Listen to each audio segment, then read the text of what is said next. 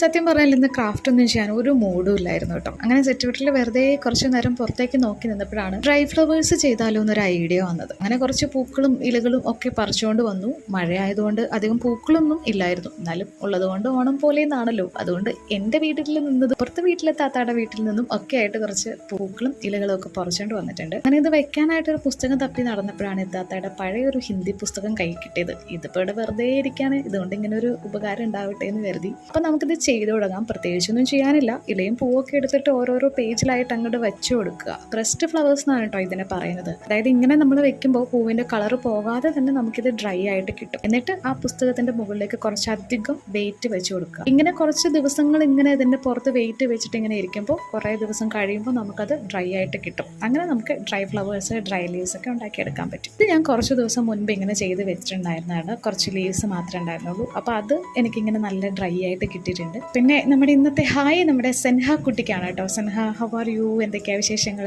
എന്നാൽ പിന്നെ നിങ്ങളും ഇതുപോലെയൊക്കെ ഒന്ന് ട്രൈ ചെയ്ത് നോക്കട്ടോ. അപ്പോൾ ഇന്നത്തെ വീഡിയോ ഇത്രേ ഉള്ളൂ. വീഡിയോ ഇഷ്ടമായ ലൈക്ക്, ഷെയർ, കമന്റ് ഒക്കെ ചെയ്യുക. ചാനൽ സബ്സ്ക്രൈബ് ചെയ്ത് സപ്പോർട്ട് ചെയ്യുക. അടുത്ത വീഡിയോയിൽ കാണാം. ബൈ.